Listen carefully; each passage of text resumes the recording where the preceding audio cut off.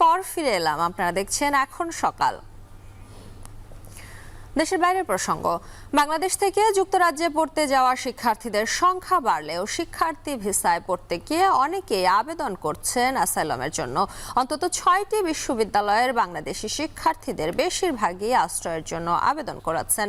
এ অবস্থার পরিবর্তন না হলে ঝুঁকিতে পড়তে পারেন ব্রিটেনে উচ্চশিক্ষা গ্রহণে ইচ্ছুক প্রকৃত বাংলাদেশিরা। লন্ডন থেকে নাইম হাসানের প্রতিবেদনে বিস্তারিত। বাংলাদেশ থেকে শিক্ষার্থী ভিসায় পড়তে এসে পড়াশোনায় নিয়মিত না হয়ে করছেন অ্যাসাইলাম আবেদন। এমন অভিযোগে সম্প্রতি আলোচনায় যুক্তরাজ্যের বেশ কিছু বিশ্ববিদ্যালয়ের নাম। কয়েকটি বিশ্ববিদ্যালয়ের বিরুদ্ধে অভিযোগ শিক্ষাদান বা গবেষণা নয়, বরং যুক্তরাজ্যে অভিবাসীদের প্রবেশদ্বার হিসাবে কাজ করছে প্রতিষ্ঠানগুলো। অ্যাসাইলামের জন্য সবচেয়ে বেশি সংখ্যক আবেদন জমা পড়েছে যেসব বিশ্ববিদ্যালয় থেকে সে তালিকায় অন্যতম পোর্টসমাউথ, হার্টফোর্ডশায়ার ও কভেন্ট্রি ইউনিভার্সিটি। এসব বিশ্ববিদ্যালয়ে অধ্যয়নরত বিদেশি শিক্ষার্থীদের 1/3 আশ্রয়ের জন্য আবেদন করেছেন, যাদের বেশিরভাগই বাংলাদেশি। যুক্তরাজ্যে পড়াশোনা করতে আসার আগে বসবাস ও টিউশন ফি সহ যাবতীয় খরচের বিষয়ে বিস্তারিত ও সঠিক তথ্য না জেনে এসে বিপাকে পড়ছেন অনেকে। মূলত সে কারণেই দেশ থেকে এসে যুক্তরাজ্যে স্থায়ী হতে অ্যাসাইলামের পথ বেছে নিচ্ছেন শিক্ষার্থীরা। এমন অবস্থা চলতে থাকলে ক্ষতির সম্মুখীন হবে বাংলাদেশের ভাবমূর্তি। একই সঙ্গে ঝুঁকিতে পড়বে নতুন শিক্ষার্থীদের পড়তে আসার সুযোগ।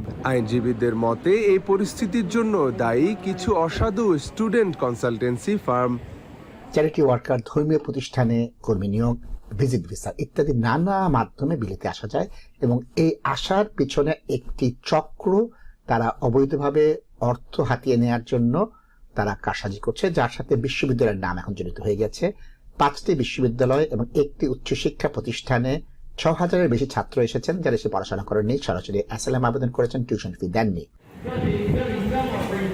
যুক্তরাজ্যে পড়াশোনা শেষে ভালো চাকরি পেয়ে স্থায়ী হওয়ার পাশাপাশি নতুনদের জন্য সুযোগ রয়েছে বলে মনে করেন এখানে পড়তে এসে স্পন্সরশিপ চাকরি পেয়ে স্থায়ী হওয়া শিক্ষার্থীরা।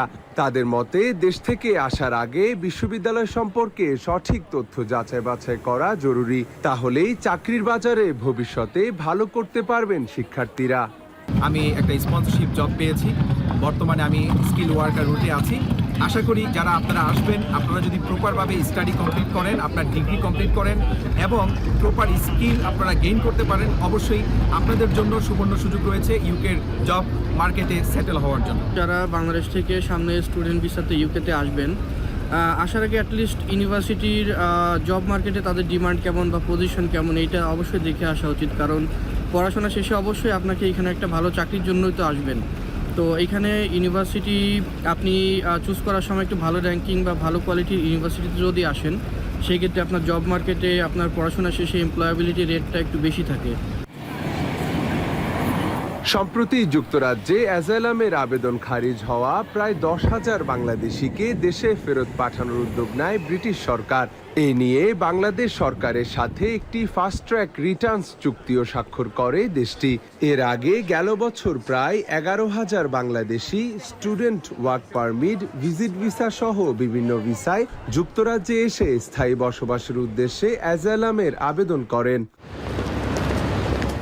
শিক্ষার্থী ভিসাধারীদের অ্যাসাইলাম আবেদন বেড়ে যাওয়ায় ভবিষ্যতে বাংলাদেশ থেকে শিক্ষার্থী ভিসায় কড়াকড়ি আরোপের ঝুঁকি বাড়ছে।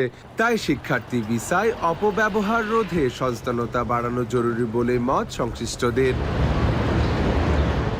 নাইম হাসান, এখন যুক্তরাজ্য।